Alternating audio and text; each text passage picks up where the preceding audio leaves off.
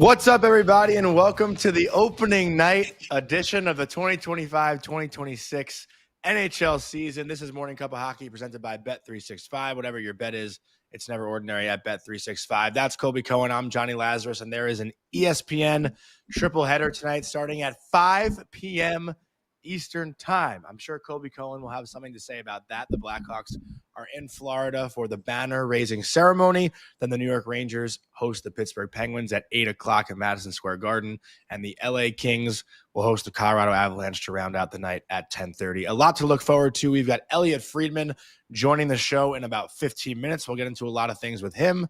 But first, let me kick it over to Colby and see what's on your mind, this morning.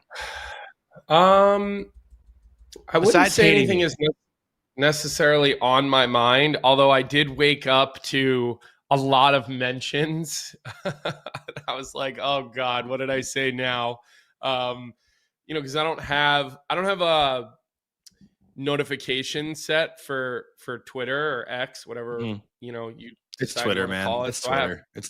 I have to actually open it to see what the damage is. And I did an appearance yesterday on Jeff's show, and as I knew, all of the Edmonton Oilers fans would be irked by what I had to say, and Zach got me on a pretty good clip. Not that it wasn't what I said, but look, I'll say this. I have immense respect for Connor McDavid. I think that was made clear.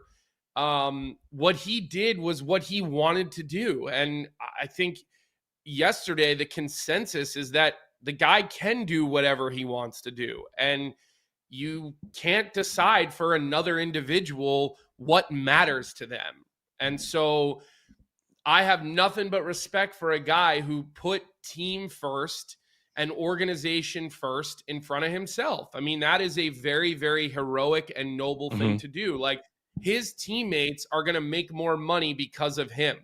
Okay. And Jeff made a great point yesterday when he said, since when do players have to also help their GM manage the cap? Is that why we put a salary cap in place? Now players have to play and help GMs manage the cap. So my point of what I said yesterday was that, sure, this helps the Edmonton Oilers, and Edmonton fans, you guys should be singing, and praying and celebrating, and I don't blame you for any of it. You guys just got your Willy Wonka golden ticket for a deal that is so grossly under market value, and that's great. But I stand by what I said, and I do believe that this hurts other players. It hurts guys that are looking for big contracts. And maybe it doesn't hurt so much when it comes to the negotiation parts, because this deal is so grossly under market value. It's not like he said, you know what, instead of taking 18, I'll take 17 and a half, right? Or I'll just take the $17 million offer that Kaprizov got, even though I'm worth 20 or 25 million. He went so grossly under market value that maybe it doesn't hurt the guys in that sense, that GMs aren't going to use this in negotiations. But here's where I think it hurts other players. I want you to pull up the tweet from Alan Walsh yesterday. And this is what I was trying to say. And I did say, you're putting pressure on other players now, and fan bases are going to quickly turn on other players because they want to go out and get what they're worth. And the tweet is as follows from Alan Walsh, okay, who's an NHL agent, one that is controversial at times, but he's not afraid to speak his mind. And I said he tweeted, it was the late Bob Goodenow, who Jeff mentioned yesterday on his show, who led the fight for NHL players against a hard salary cap from 92 to 04. Why? He predicted clubs, media, and fans would label the best players as greedy and selfish if they didn't take a discount in order to leave something for other players. I saw many fans yesterday calling Kaprizov a scumbag. I saw people calling him greedy. Okay. I see other fans tweeting about how other players like Artemi Panarin should follow suit and do the same thing. that McDavid did. And this is what I'm talking about when I say when the best player on the planet does something like he did, there is a domino effect towards the other players. And I'm not going to back off that take. It doesn't mean I don't respect Connor McDavid for what he did. It doesn't mean Connor McDavid gets to choose and do whatever he wants. And I respect that this is the path that he took. But to sit here and pretend like this does not affect other players around the league, I'm sorry. Take the blanket out from over your eyes. I see all these angry Oilers fans in my mentions. I see it. Again, I'm not criticizing you. I'm not criticizing them. I'm not criticizing Connor McDavid even. I'm saying I respect what he did. It's his choice. But to pretend like there's no effect on other players, well, I'm sorry. We're just being naive at that point, Johnny. I don't know. Sidney Crosby did it his whole career. Did it really affect other players that much? Austin Matthews still took so much money. A lot of guys are going to take what they want. Just because McDavid doesn't do it doesn't mean Jack Eichel won't do it. Jack Eichel, again, the difference between him and I heard you guys talking yesterday. I know you were on the sheet with Jeff, and Jeff mentioned Eichel and Kempe and Connor and those guys whose contracts are up.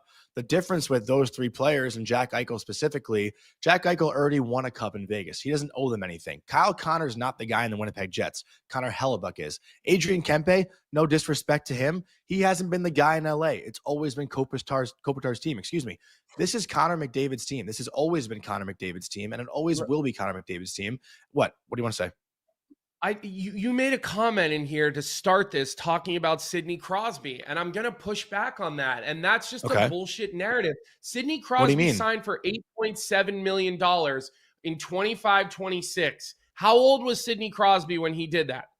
He's done that his whole career. Hold on a second. Yeah. Okay. When he signed in 2013 for $8.7 million AAV, his base salary was $12 million in the beginning or whatever. It was 13.5% of the cap. Just remember something. When he signed that 8-year deal, okay, it might have been even longer. He signed it in 2012. It looks like it was even longer than that. The percentage of the cap was 13.5%. He just re-signed for 8.7 2 years ago. That I understand. He's 36 years old when he did that. He's not in the prime of his career. So at least credit Zach. I don't think comparing those two things, that's not apples to apples. He signed a 12-year deal for $8.7 million AAV. Again, 13.5% of the cap. That's a lot of the cap for one player, okay? And when he did it back in the day in 2008, 2009, when he signed for 8.7, he signed for 15% of the cap for one player. So stop with the Sidney Crosby argument. All right, fair rebuttal. It's not the same thing. And it's not just you. It's everybody. Fair rebuttal, but if you're going to use those stats, at least credit Zach, because Zach pointed out in the chat, and I know that's where you got it from. Okay. Yeah, since I'm never well thought on what I'm going to say, right? I know. I just know you got it from Zach. Okay, sure.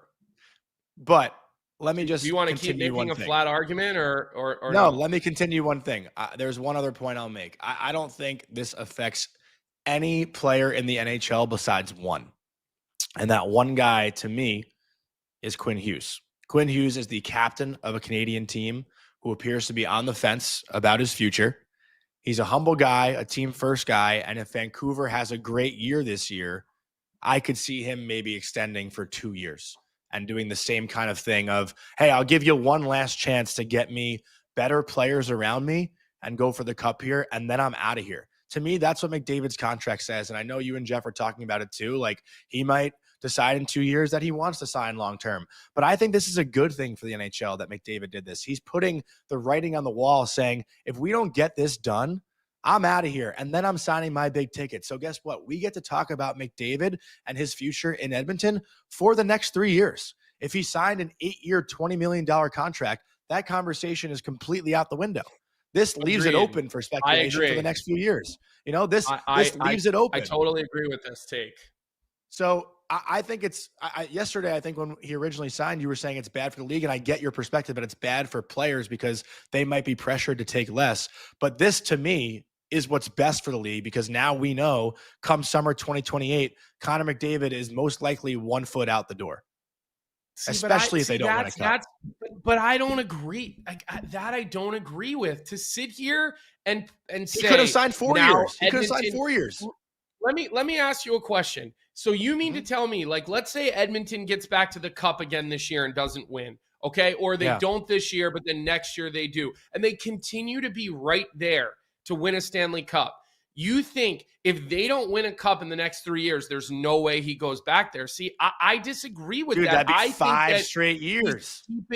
He's keeping his options open because he can, because he knows that he's going to make this money no matter what, and he's already made a shit ton of money. But this whole premise that there's now a clock, I think he wants to control his own destiny with his years, and he can control his own destiny with his years. And you've started to see like NBA players later in their careers, although he's not later in their career, they're taking these shorter term deals so they can control their own destinies. And again, like, every person is different. And I see people in the chat saying it's not his job to think about other players. It's not his job to worry about other players. Listen, I don't necessarily disagree with you on that, chat. I think that you're right. He gets to make whatever decision he wants. He does not have to give a shit what anybody else thinks. But I just don't think that this is like some slam dunk. If they don't win a cup in the next 3 years, as long as they're good, as long as they're there have been years where the 8th place team in the Stanley Cup finals has gone on and won the Stanley Cup.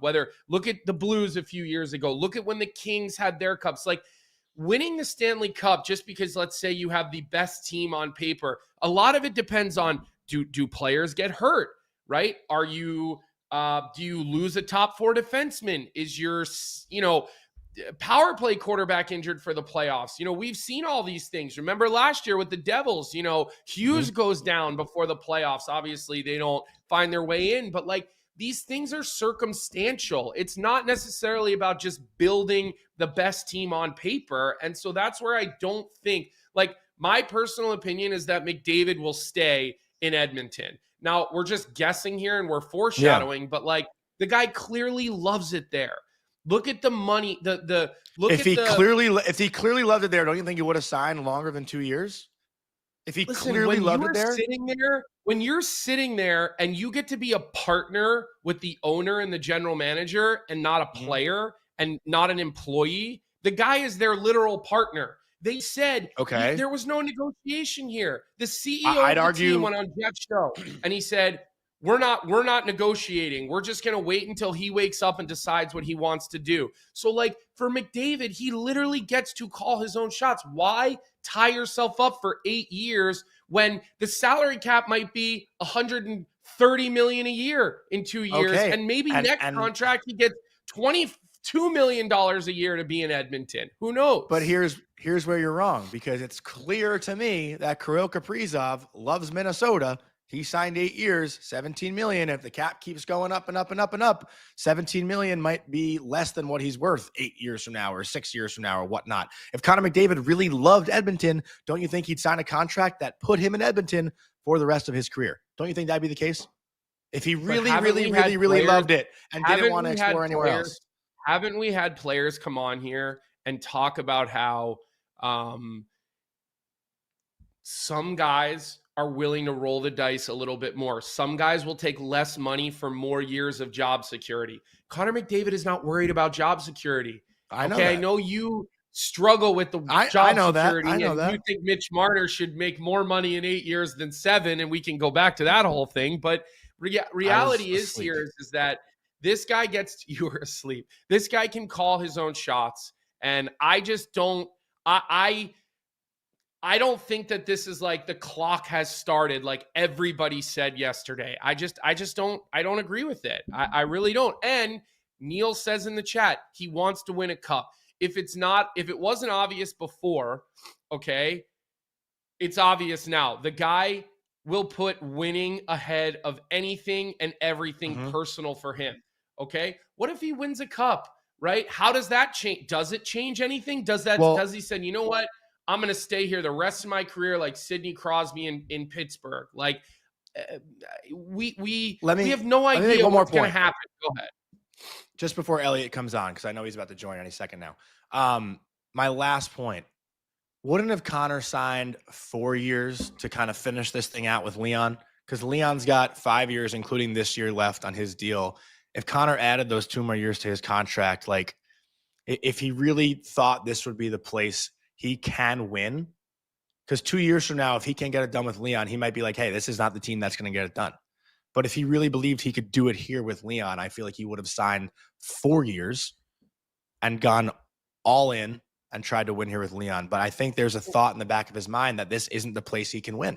And I think that's why But it's 2 years. also, but they're listen, and I hope Stan Bowman does a great job and is the GM in Edmonton for the next 10 years. And I hope Knoblauch does a great job. And he's the like, I don't want to see these people ever losing their jobs, right? You know, I don't know Knoblauch. I do know Stan, and Stan Bowman has treated me so well in my experiences with him going back to when I was a teenager. So, you know, I hope that he does incredible there and has nothing but success. But the reality is Connor doesn't know who's going to be the GM in 3 years. He doesn't know who the coach is going to be in 3 years. Why not give yourself flexibility, right? Why not give yourself flexibility? I believe that if this team is knocking on the door and they are continuing to be there and be around it for the next couple of years, I think he will sign another extension. The longer you stay in one place, Johnny, as an adult, and you start putting roots down. Remember, he just got married. Don't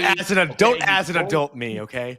He's going. Well, I have to, because you know we know you're not there yet. But it gets harder and harder to move, right? You put some roots down. You have children. They start making so. These are all things that get harder and harder to do as you get a little bit older. And as long as McDavid's there, they're going to continue to go all in until the day they turn into the Pittsburgh Penguins, which is like a sad story for Sidney Crosby and what he's dealing with in Pittsburgh. Mm-hmm. But again, I'm not backing off what I said yesterday. Both of these things can be true. You can have immense respect for what McDavid did, which I do. Immense respect.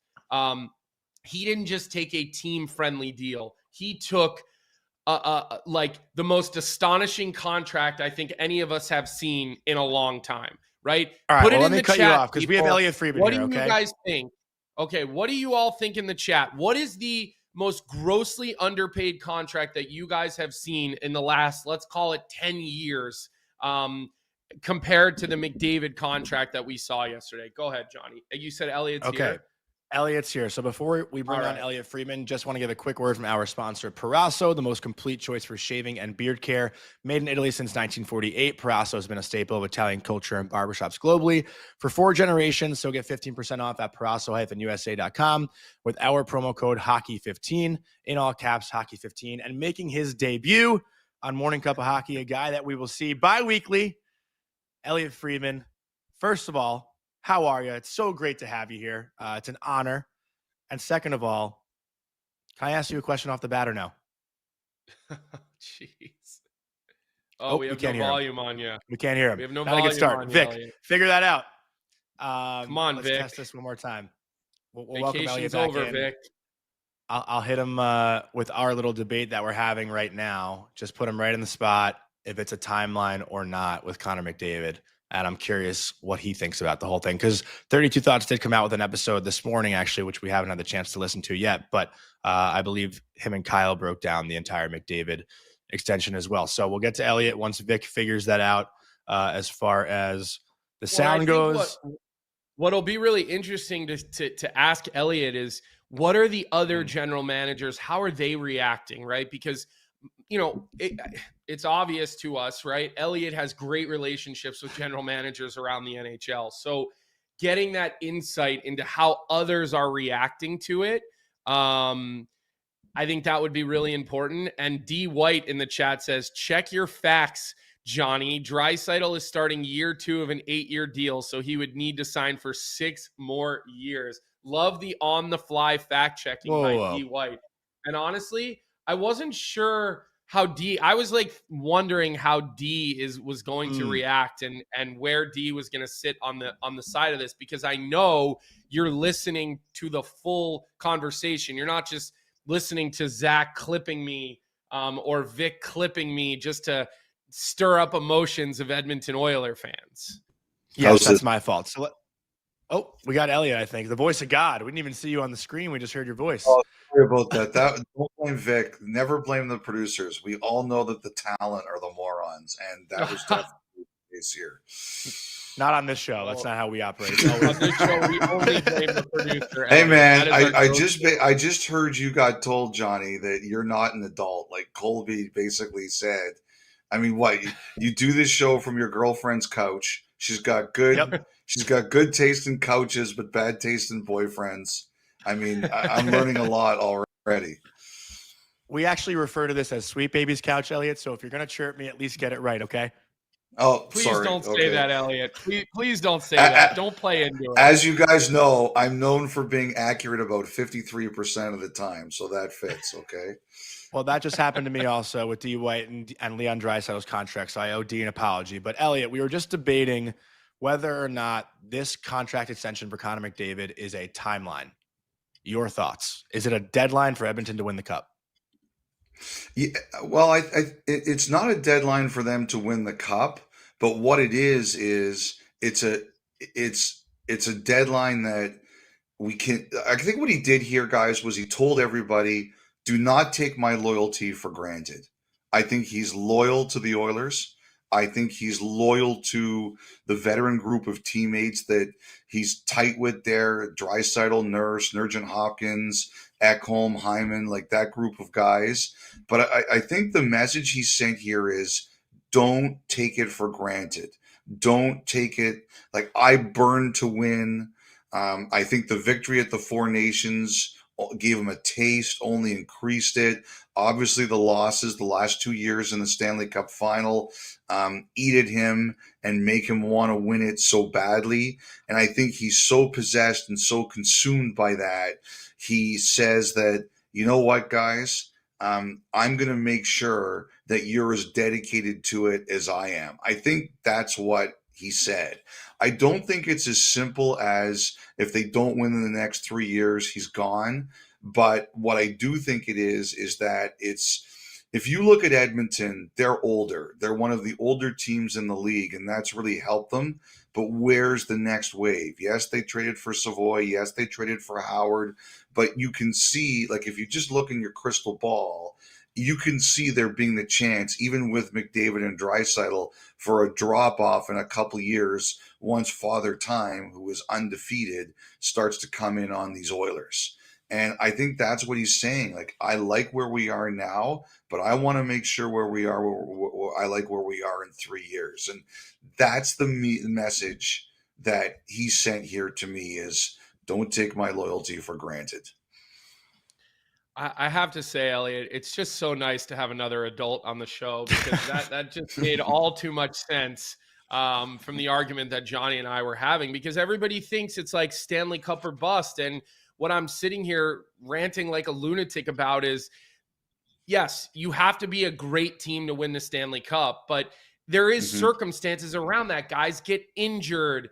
Goaltenders especially could have issue. I mean, there's just so many things that need to go right for your team to win a Stanley Cup. And that's why it's not always the team, or it really never is the team that wins the President's Trophy that ends up hoisting it in well, I guess we're edging closer to July these days for the Stanley Cup. But let me ask you this, Elliotte, around the league, how are other GMs, players, coaches reacting to this contract? Because I made a statement on Jeff's show on the sheet yesterday that was, I think this is great for players in Edmonton and for Edmonton and their fans, but I think it hurts other players around the league. We read the Alan Walsh tweet about, Bob Goodnow and how he felt like salary caps would make players look greedy to fans, to media, to clubs. And I already saw yesterday everybody yelling and screaming, saying Capri's off this, Capri's off that. And I don't agree with it. You know what? I understand Alan's point, but part of me is like, if you're one of those people that's going to talk like that, you're going to think players are greedy anyway, right? Like to me, I don't know if a salary cap changes a lot of opinions on that. I think people are just wired a certain way. The number one thing I always believe, Colby, is that whenever I've signed a contract with my own self, I've tried to do something that will help everybody else on my team. Can I do something that moves the line a little bit or raises the bar a little bit, because it's not, very rarely is a contract negotiation only about you. It's usually about everyone. But one of the things I also believe, and I believe this very strongly, is that at the end of the day, it's your life and it's not anyone else's. And you have to do what's right by you. And I think everybody understands that sometimes you have to do things. Maybe you don't have leverage, but sometimes you have to do things that make you happy. What Connor McDavid said yesterday was, I am happy in Edmonton. I want to win in Edmonton, but I want to make sure the team is always as committed as I am. And I want to make sure that everybody there understands that my loyalty is not a blank check. So I'm going to do it this way. The funniest quote I got from someone was, they said, someone in the Western Conference, they said, I really respect McDavid for doing that, but I really hate that it allows Edmonton to be better. And, I think that's what a lot of other teams in the Western Conference would say. I quote this book all the time. I've done it a billion times on the pod. I refer to it all the time. And that is a book called The Bald Truth by David Falk, who used to be Michael Jordan's agent. And he would always talk about how just because this is someone else's situation, it doesn't mean it's my situation. And yes, I think teams are going to go to players and they're going to say, look what McDavid just did. He's the best player in the league. And if he takes less, you should take less. 100%, I believe that's going to happen. But a smart agent and a smart player, they will say, look, that's his situation. It's unique and it's not my situation. And sometimes you just have to have the courage to say that. I think you're hinting at one specific player. I don't know if I'm reading this correctly, but I think that player might be Quinn Hughes. Because I think if this I wasn't saying anyone, about anyone in I don't think I wasn't referring to anyone, but like I saw people ripping Kaprizov yesterday. People are fair to have whatever opinion they want. It's a free country, or in both of our cases, it's a free two countries in all of our cases. But people can say whatever they want, and Kaprizov, he's going to have, like, people are going to be waiting. If he doesn't play well, or he goes 5 games without a point, oh, this is what 17 million buys you. You just have to have a thick skin, and you've just got to power through. We all make our choices, and we have to do the best out of them. I mean, Elliotte, speaking of that, you're going to see a lot on Twitter tonight. If the Pittsburgh Penguins score, you're going to see a quote saying 11.5. Everyone has been going after Igor Shesterkin now since he signed that deal last year. And then all the goalies are taking 8.5. Like, that's what comes with it. But, my last thing about McDavid for you, what will it take to have a one-on-one sit down, Connor McDavid, the decision? Because we're seeing LeBron do his second one today. And I think hockey needs that for McDavid's contract when it comes up. Well, I'll say to him that Johnny Lazarus wants a decision if he ever leaves Edmonton, and I'll see what he tells me. And you can pick whatever is left out of my carcass on some dumpster in downtown Edmonton after I ask him the question. I think it'd be awesome to see that on TV. He's definitely a guy that means business. And yeah. No, go ahead, Colby. Go ahead, Elliotte. No, I want to hear your thought. No. You're giving us all this wisdom here, so keep going. You know what? I just think I'm a huge McDavid fan. I always have been. He doesn't always like everything we ask him. And I think we've all been on the other end of that McDavid glare from time to time. But he's all about winning. And you know what, guys? I'll tell you something too. deep down, he knows that, I'm not even sure so deep down. I don't even think he thinks it's all on the Oilers. I think he expects a lot more of himself. I'm sure that he looks at some of those games in the Stanley Cup final the last 2 years and he says, I could have done more. So I think he comes out this year like a man possessed and has an awesome season. Yeah, he's been talking about wanting to shoot the puck more. I think we talked about that in our division previews.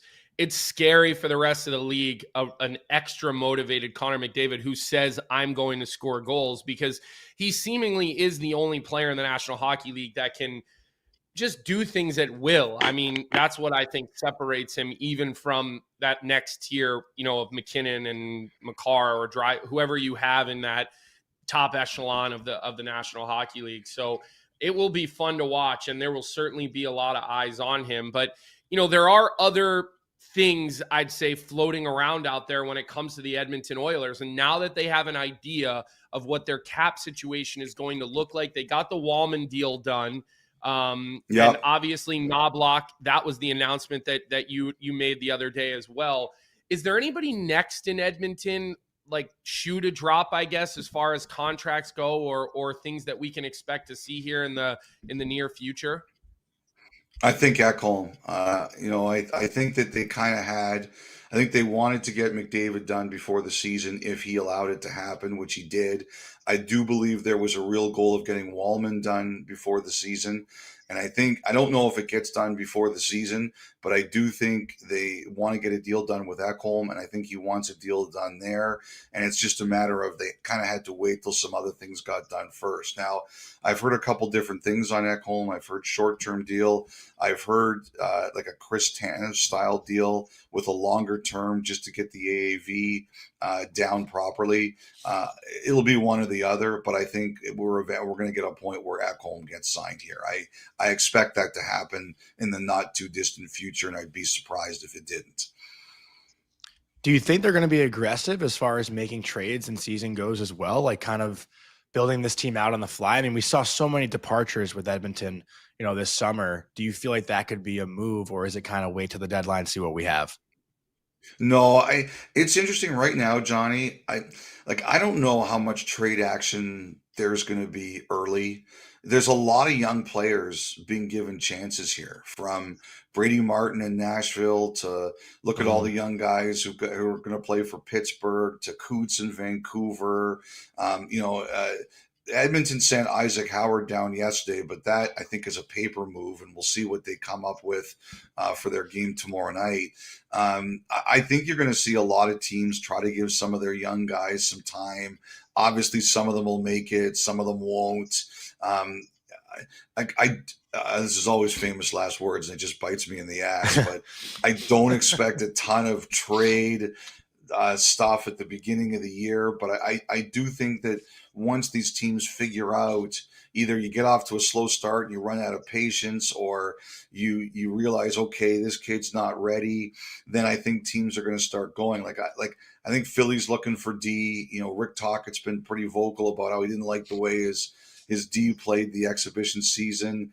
I think Vancouver's still looking for that second line center like everybody else. I think Toronto is still looking for a top six forward. They've been doing that all summer since Marner left. So I absolutely do think that Edmonton is going to be in this. For them all year, it's not even about the deadline. It's simply as in, we got to make our roster better, and we got to consistently try and make our roster better. And I just think whenever that opportunity presents itself, I mean, right now there's only one real seller, right? And that's Pittsburgh. So if the opportunity presents itself to go out and get a player, I don't know how many teams are going to be sitting there and saying, all right, we got to wait to the deadline. No, I think you're going to have to be aggressive because there's only so many of these guys available. I think the other thing, guys, that is really going to be a thing this year is the change in the CBA about the double retention. I don't know if it means we're going to start seeing guys traded 75 days before the deadline so they can get the retention again in March. But that's going to be a thing. That's, the whole salary cap, the way that gets changed from in season to playoffs, it's it's going to be a big adjustment for everybody this year.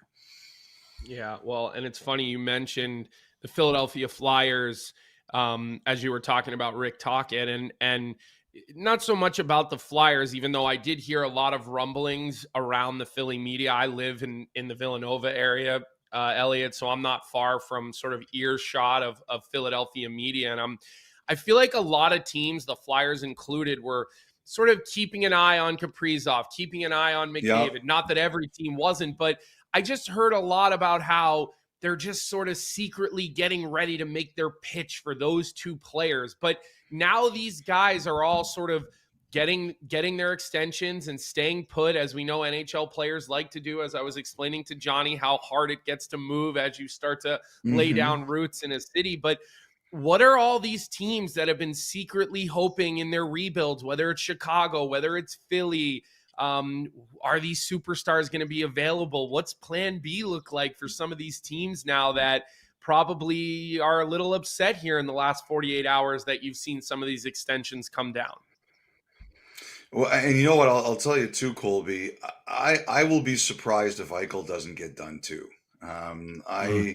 I still think he extends there. I just think he likes it there. They like him. I don't think. I know he loves it there, Elliotte. Think, you're not wrong. I know personally that he loves it in Vegas. All right. Well, I mean, I wonder how Eichel's going to feel about you bragging about your friendship with him. And to me, I mean, you guys know, like sometimes guys just battle about their worth, right? Like but I still think at the end of the day, he's going to get done there. And I think they've been working at it quite a bit over the last little while. Just have to get to a number that both sides are comfortable with.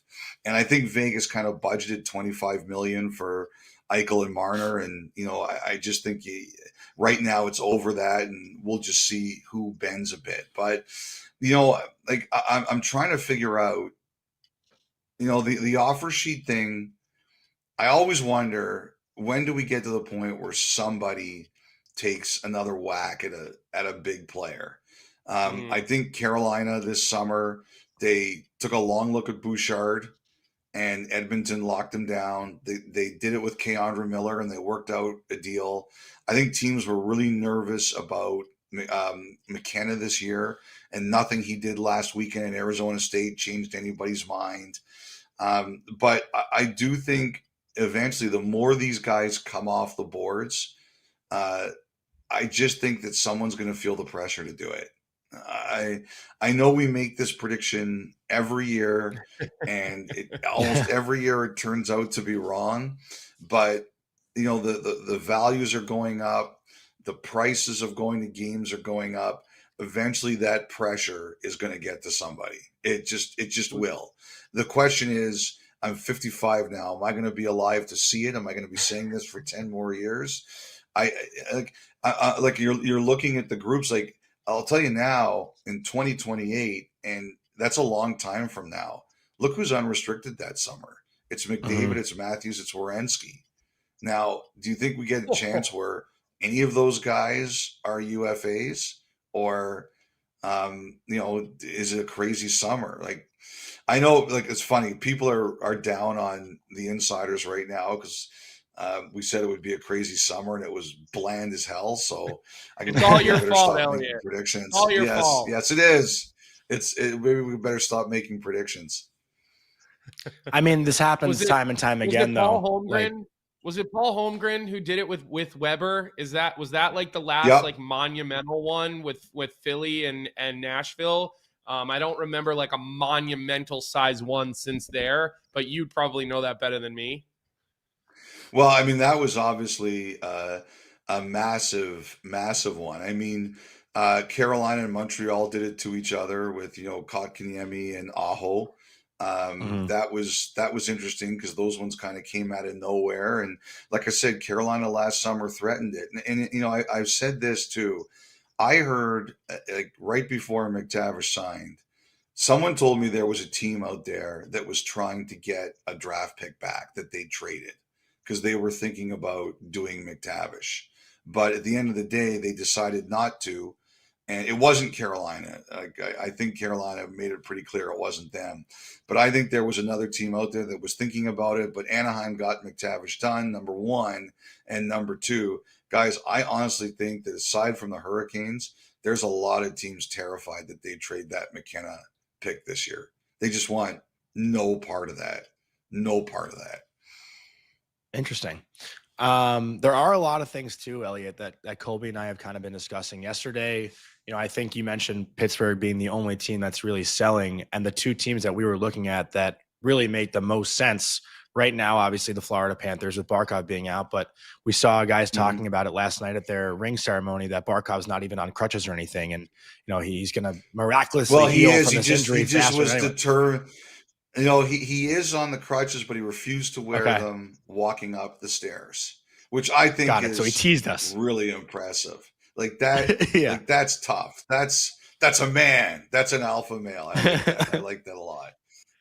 Yeah, and just like point being, I mean, do you see Evgeny Malkin landing somewhere this year outside of Florida or Tampa Bay? Like he's going to be a guy that a lot of eyes are on, especially if one center and the top two lines for any team get hurt. I think every sign of Evgeny Malkin will point to said team. But how long does Pittsburgh wait until they make this move? Like, I feel like he's going to be a guy who should be dealt before the Olympics, you would think. Well, I think this. Number one, does Malkin want to do it? He's always said he's going to finish in Pittsburgh, right? So, and he's got control over the situation. So I think it would have to be Malkin agreeing to it. Number two, I always kind of look at it this way. Florida's got to declare, they got to be, with the new rules this year, Malkin's salary will be an impediment to a team like Florida unless they're Chuck's coming back. And you're right, looking at Barkov last night, he sure looks like he's coming back this year, or at least we can't write him off yet. Like, one thing that's happened is when Vegas filed their opening night roster last night, they listed Pietrangelo as out for the year. He is officially declared with Pietrangelo and the NHLPA's approval that he cannot come back this year, regular season or playoffs. So now Vegas knows they have the full Pietrangelo cap relief. Florida doesn't have that at this point in time. They have not declared Barkov out for the year.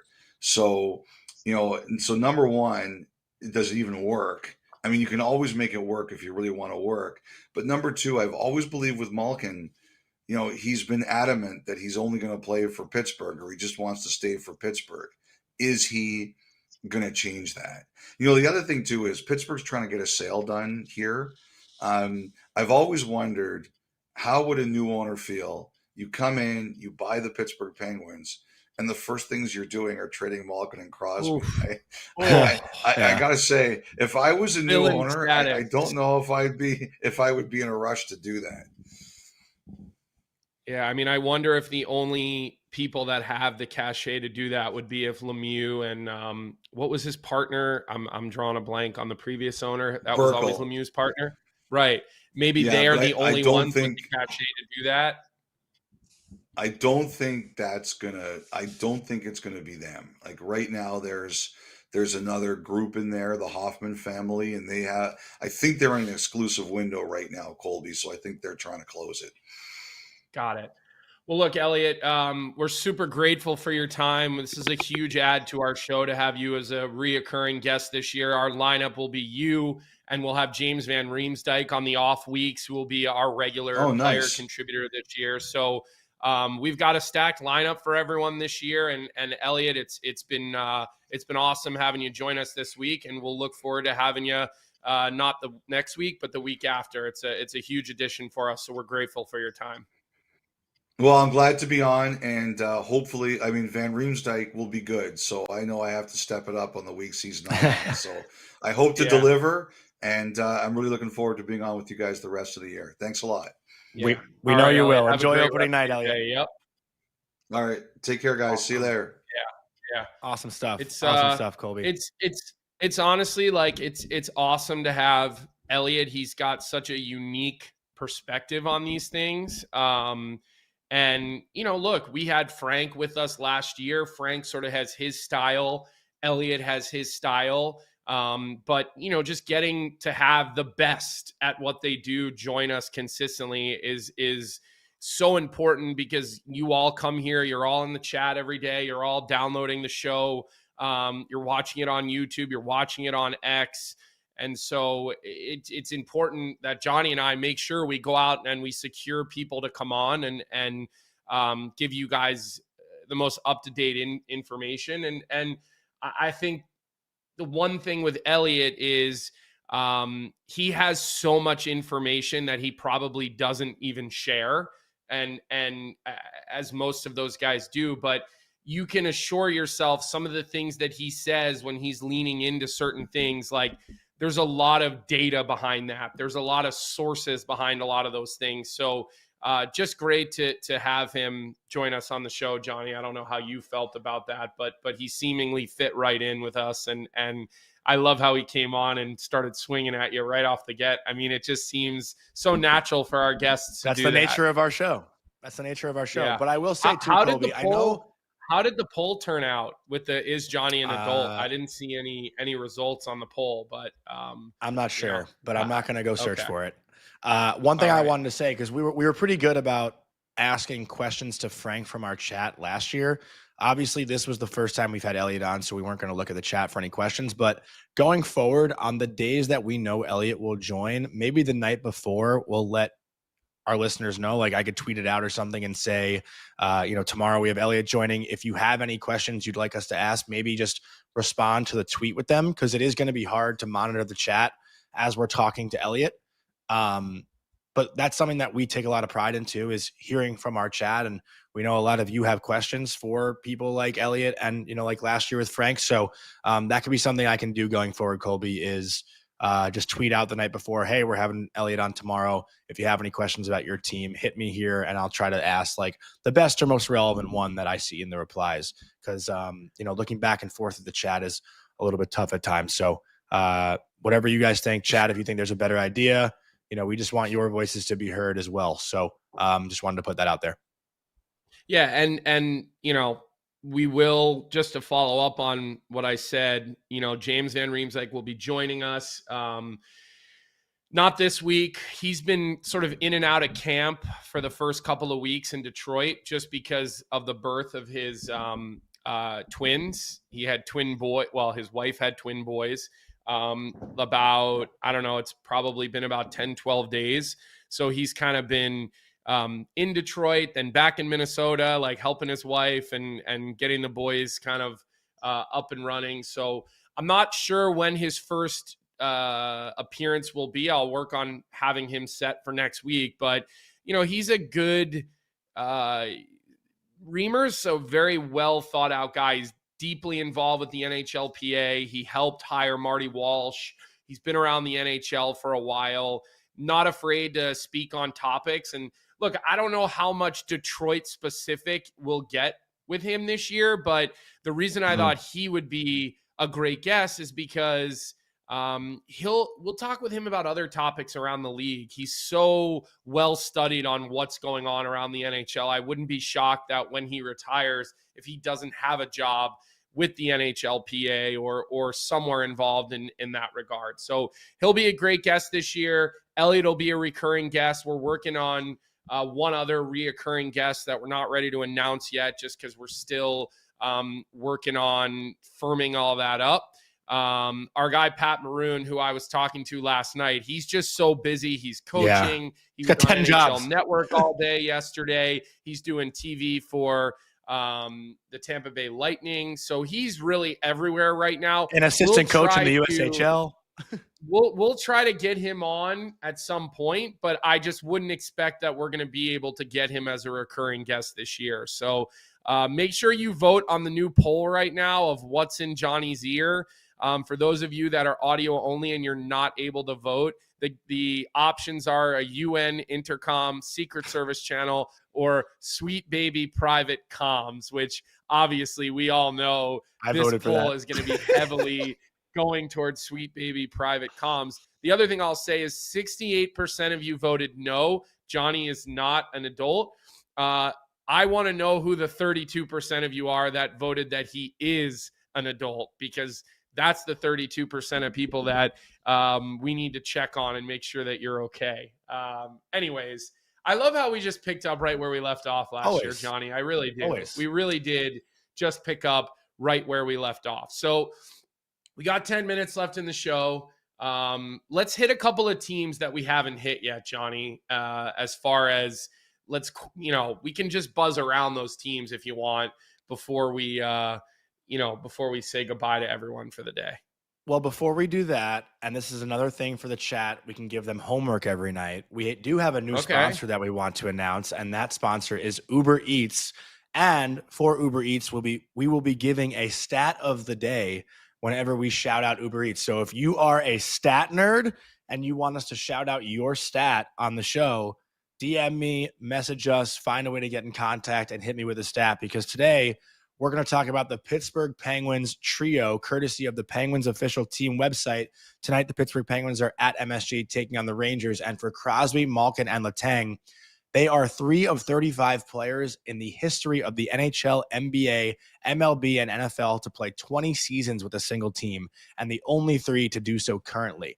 The big 3 are the highest scoring trio of teammates with a single team in NHL history, combining for 3,703 regular season points over the past 19 seasons. So pretty insane stat for Crosby, Malkin, and Letang and the Pittsburgh Penguins. But that is courtesy of Uber Eats. And if you have any stats like that you find to be, very unique of sorts, hit us with it and we'll shout you out when we do our Uber Eats read with our stat of the day. So I do wanted to do that as well.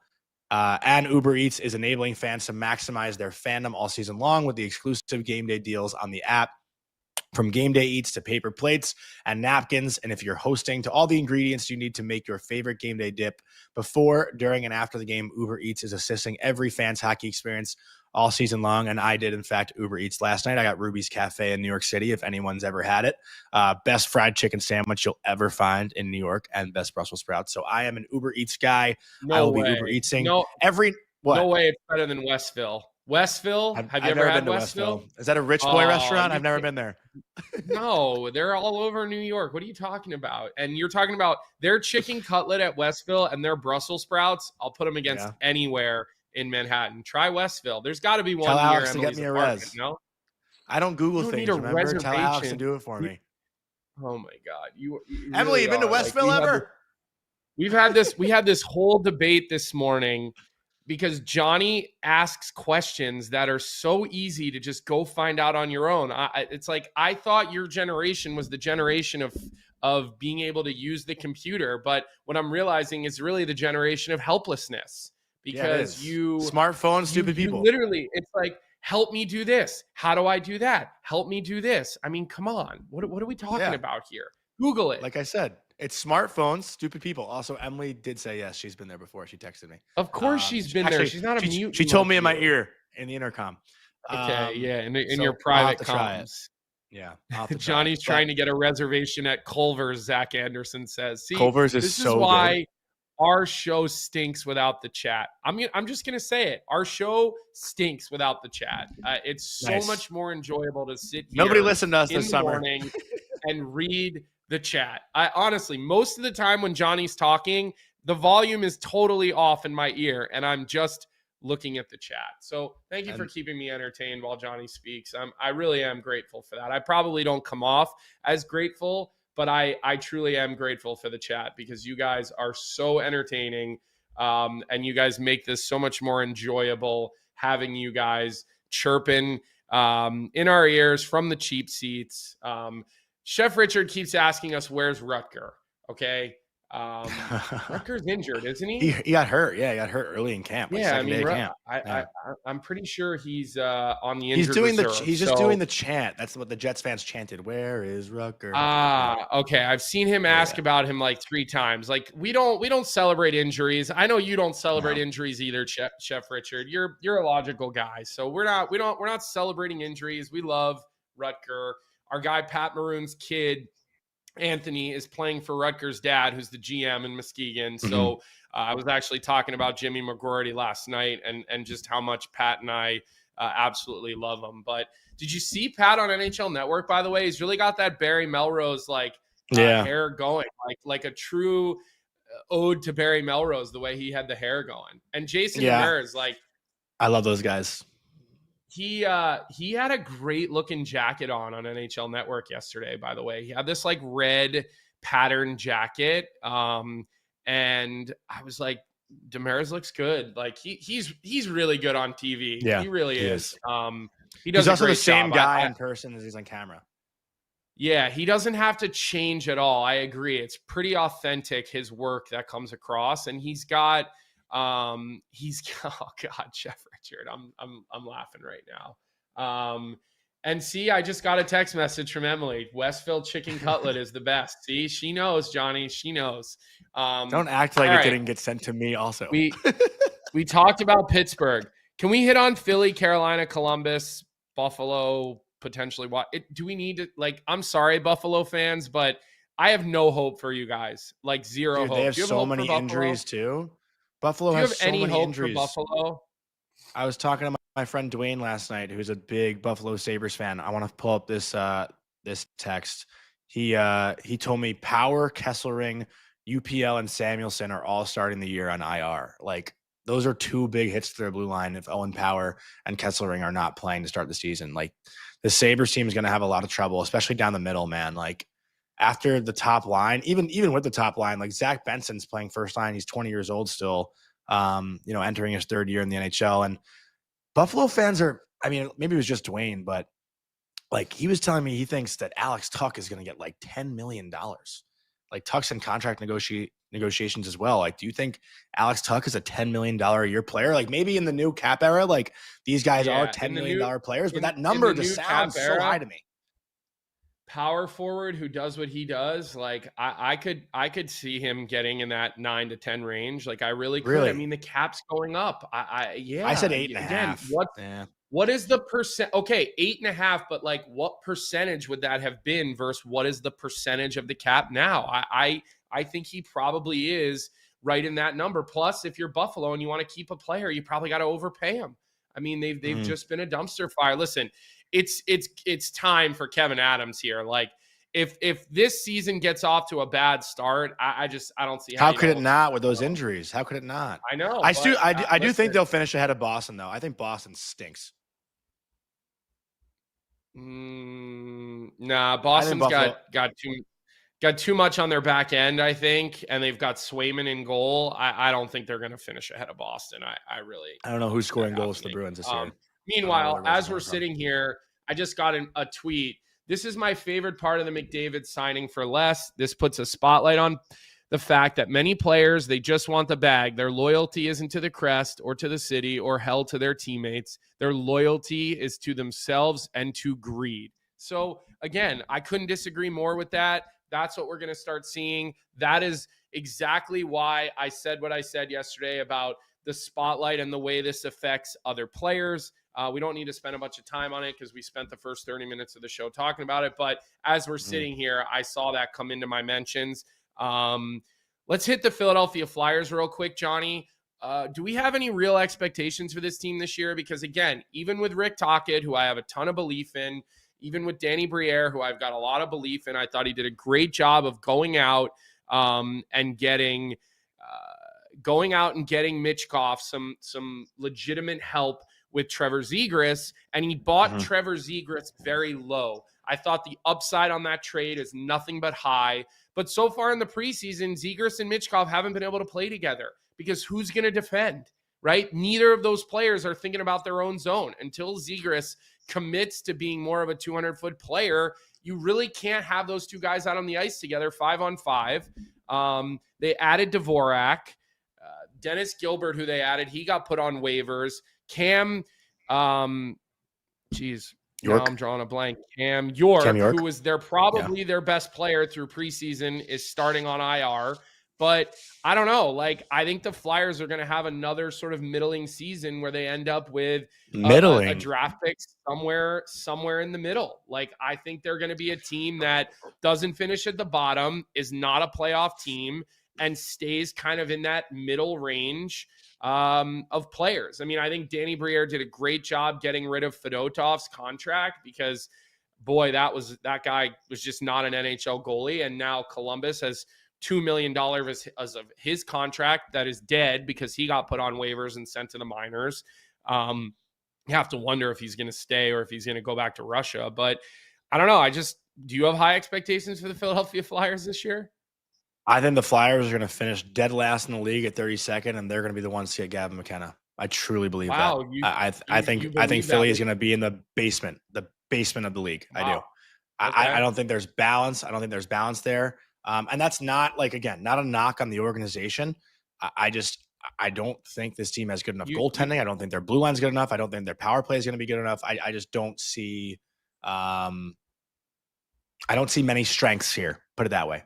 There's not one area of the Flyers where I look and I say, that's where they're good. You know, like the top six, they have good players in it, but collectively, do they have I don't want to say Konechny's probably an elite player. I'd say Konechny is. But outside of him, like Tippett's been good. Zegras has been good. Michkov's been good. Couturier's been good. Like who's like the great? Who's the elite player on the roster right now? I don't see many. Maybe that's harsh. I don't want to sound too harsh. The thing I'm really watching for here is what kind of step does Michkov take? Everybody yelled and screamed and said that Tortorella stunted his growth last year. He came out and talked about how important that Tortorella was to him. You're going to see a little bit of a different style from Rick Tocchet. I think Travis Konechny is like the perfect complement piece. Because I said he's the elite one. He's the only one. You know, he's the only one. He is a stud. So can him and Zegras creatively create, and then you throw Tippett on that line as well, a guy with a ton of speed? Yeah, I think that line could be dangerous, but I worry about the Dvorak, Couturier, Michkov line. You know, I kind of thought Dvorak. I do think Zegras will hit 60 points again. I do think so. Yeah, like I think a change of scenery is going to be big for Trevor.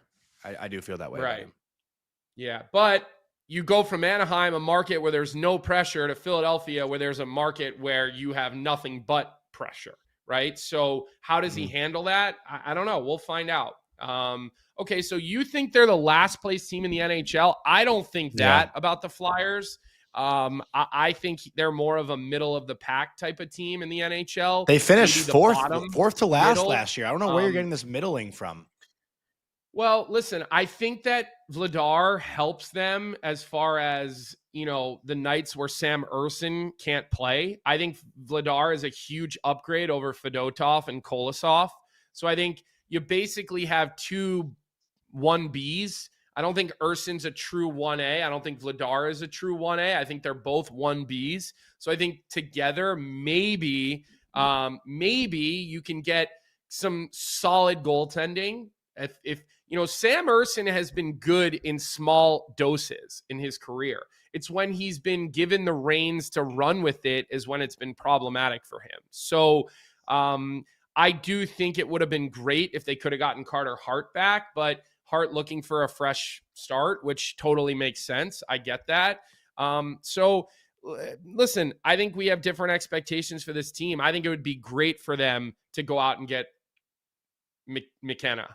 I mean, that would be incredible. I think they need it. I think Philly needs it. Of course they need it, but they've never been willing to commit to burning it down to the studs. Like, they went out and they got Zegras. They signed Tippett to a long-term deal. They signed Konechny to a long-term deal. They continue to do stuff like that, and that is not the sign of a team that's burning it down to the studs. So I just think they're going to be not good enough, but not bad enough for the playoffs or for McKenna. So that would be my prediction for them.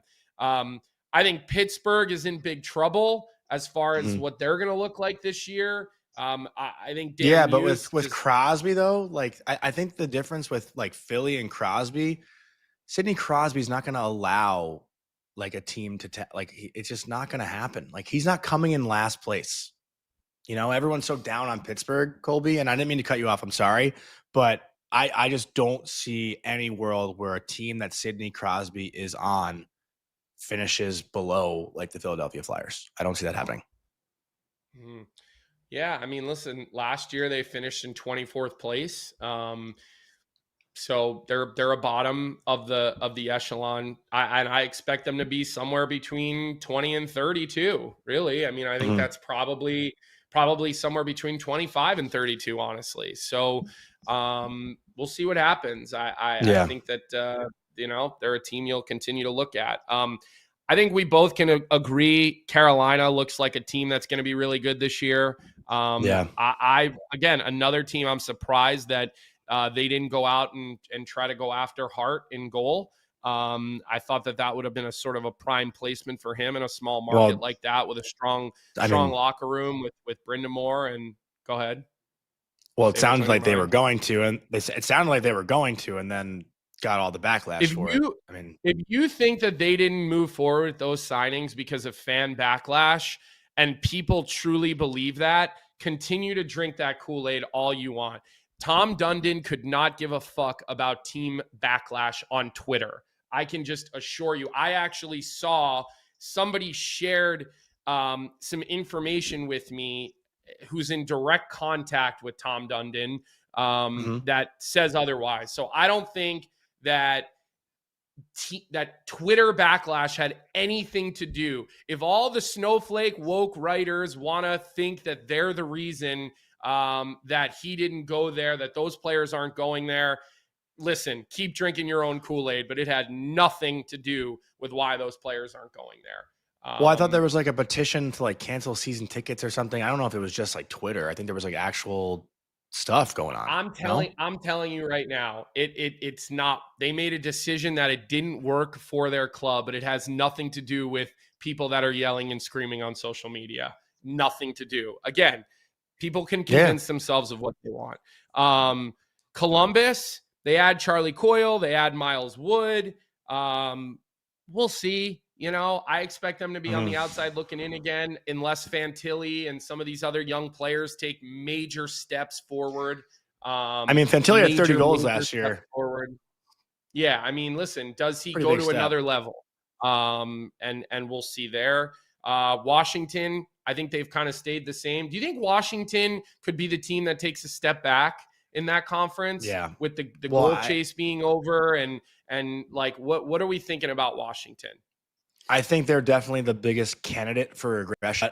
I'm sleeping on Logan Thompson. You know, Logan Thompson is a hell of a goalie. He proved it last year. They got a great tandem with him and Charlie Lindgren in net. Dylan Strome, I don't think he falls off. I don't think Pierre-Luc Dubois falls off. It's really like the Ken Protas and McMichael. How does Leonard fit in? Like, how can these guys do? Can Ovechkin get 40 again? You know, like those are the question marks I have. It's not really like the steady guys. What do you think Ovi's goal totals are this year? Also, Ovi, apparently, Ardo Cal told me this. Ovi apparently is also 42 goals away from like the all-time regular season playoff goal record. Like that's something he doesn't have, like the combine, which is funny because like last year he was 42 goals away from the Gretzky regular season record. Now he's 42 goals away from the Gretzky combined record. Not that he's like going to go for that, but I don't know. I'm like, you know, I think he could score 30. I don't know if he's scoring 40 again, but I don't want to doubt Alexander Ovechkin, who is the greatest goal scorer of all time. Listen, I think Washington is certainly going to be a good competitive team. I don't think they'll be first in the conference. I don't think they'll be second in the conference. Could they finish third? Yes. But I don't expect this like major drop off. I just don't expect them to sustain what was last year. Yeah. But also I just do want to say, I still think they're a playoff team. I mean, you look at the size and the strength within their top 9, even their top, like their 12 forwards, I think they've got a great mix. Yeah, they're a little bit, maybe not the fastest team in the NHL, but I still think Ovi scores 30 goals this year. I still like, McMichael to continue to get better, Protas to continue to get better. I think Ryan Leonard will find his footing in the National Hockey League. I still like the back end, right? Like you still have Chychrun, you still have old reliable and Trevor Van Riemsdyk. Rasmus Sandin had a good year last year. John Carlson hasn't showed any signs of slowing down. I do agree though, like Logan Thompson's going to get the chance to be the starter, right? And we'll see how he does with that. So, and I can see that offending some people in the chat today. It's okay, guys. I don't think you really are. With me. I don't think you are. It's okay. You don't have to agree with me. I think people cannot agree with each other and still, respect other people's thoughts or views on things. So if today's not for you, you can always just click the X button. Okay. Whatever you want to do, whatever's going to make you happy. I know everybody has their thin skin these days, but I don't see them winning necessarily the division, but I still think Washington's a playoff team. I also want to note that Pierre-Luc Dubois will definitely be on the show at some point. I don't know when, but been talking with him about making an appearance. He's a sneaky, unbelievable guy. Like I know there's, certain things about reputation because the past few teams he's been on, he's requested a trade or whatnot, or there's been issues, but like a lot of guys who I've talked to that have played with him and just me getting to know him a little bit more personally, like he's an awesome dude. Like I know for a fact the Washington Capitals all love him. Brian Leonard's actually living with him, Colby. Not sure if you knew that, but Leonard's living with Dubois and his family. So pretty cool stuff there. And also Brandon Duhaime, one of my favorite guys now in the NHL. Also, I got to spend a weekend with him in South Florida. So I could see if he'd maybe come on. He's not a guy who loves to do the podcast stuff, but we've obviously had Dylan Strome on a couple times. So the Washington Capitals are certainly players that we will try to get on here throughout the year. Caps PR. At least hopefully a little bit. Caps PR. What other teams are we missing here? I think that's pretty much it. I think we've touched them all, Johnny. So let's give our friends at Bet365 a little bit of love, and then we'll call it a day. All right. So our first bet of the NHL season. I haven't mentioned the Rangers once in this show, so I'll do it now. Whatever your bet is, it's never ordinary at Bet365. Download the app and get in on the game. You must be 19 or older. It is Mike Sullivan against his former team, the Pittsburgh Penguins. Dan Muse, the head coach of the Pittsburgh Penguins, against his former team, the New York Rangers. And we are taking the Rangers at -1.5, plus 120 on home ice to get the season rolling. The Rangers, heavy favorites, -220 on the money line, better odds on the puck line. Igor Shesterkin, does he score a goal tonight in his first game? Who knows? But that's where we're going to start. It's a homer pick. Big Willie, you can suck it. Okay. Wait, let me just throw this out there because James Sutherland just asked me if that's Oliver on my hat. So it does look like Oliver on my hat, but it's actually, so Team Foster, which is a great charity, did a partnership with the Flyers Warriors, which is a veteran organization that, as I said his name, here he comes. Literally, he heard me say his name. So come on, buddy, you want to come say hi to everybody? So Team Foster and the Flyers Warriors teamed up, and they did this collab. Team Foster, they take service dogs, which are really expensive to train, and they place them with veterans. And Cam Atkinson was really, really deeply involved with Team Foster. He paid and gifted a dog to one of the members of the Flyers Warriors team. And so they did this cool collab. I personally had nothing to do with it, just so you guys know. They picked a golden retriever that literally looks exactly like Oliver, as you can all see him on my screen right now. And so when I saw this collab, I started ordering. I got a white hat, a black hat. I got a white hoodie. I got a black hoodie. They've got T-shirts. Last time you all asked me about this, the store had already closed for this collab. Now, they reopened the store because Bill Duffy, who's the president of the organization, listens and watches the show. We've actually had him on here before. So when Duff heard us talking about it, he asked Team Foster if we could reopen the store for apparel based on all of you guys asking about it. So the store is reopened until Thursday, October 9th. Okay, I put the link in the chat a couple of times now. I just put it in again. If you want to order stuff, you have to do it here in the next 2 days. This this store will close in 2 days. You're supporting Team Foster, and you're supporting veterans who play hockey with the Flyers Warriors, in case you're wondering where the proceeds are going if you purchase things. So again, I think the logo is pretty sweet. A golden retriever with a hockey stick. Sick. Those are obviously two of my favorite things in the entire, on the entire planet, as you guys all know. But if you're interested, the website will be live for 2 more days till October 9th. If you want to order stuff, like I said, I've got the white hat and the black hat. I also got the hoodies. Quality's phenomenal. Hopefully they do ship to Canada for those of you who are in Canada, if you're interested. But get it before the store closes, and make sure you have an opportunity to have it, because I have been getting a lot of questions about it. I got a DM about it yesterday that I just so happened to catch, so I was able to share that with him as well. So with that, Johnny, great having Elliotte on today. We're making our way through our first full week. Enjoy the games tonight. We've got a 5 p.m. game. We've got a 7 p.m. game and a 10:30 p.m. game or something, or a 5 and 8:30. 5, 8, 10:30. Yeah. Got it. So lots of hockey to talk about tomorrow. I can hear my kids screaming upstairs, so I think that's my cue. Enjoy the games, and we will see everybody, as we always do, right back here at 9 a.m. tomorrow. Have a good day, everybody. What's up, everybody? Thanks for tuning in to Morning Cup of Hockey here on the Daily Faceoff YouTube channel. If you enjoyed the show, make sure to hit that like button, subscribe, and turn on notifications so you never miss an episode. And don't forget, we've got more great hockey content every day. You can catch DFO live at noon, and stick around for the sheet with Jeff Marek at 1 p.m. right here on Daily Faceoff. Until then, keep your coffee hot and your takes hotter.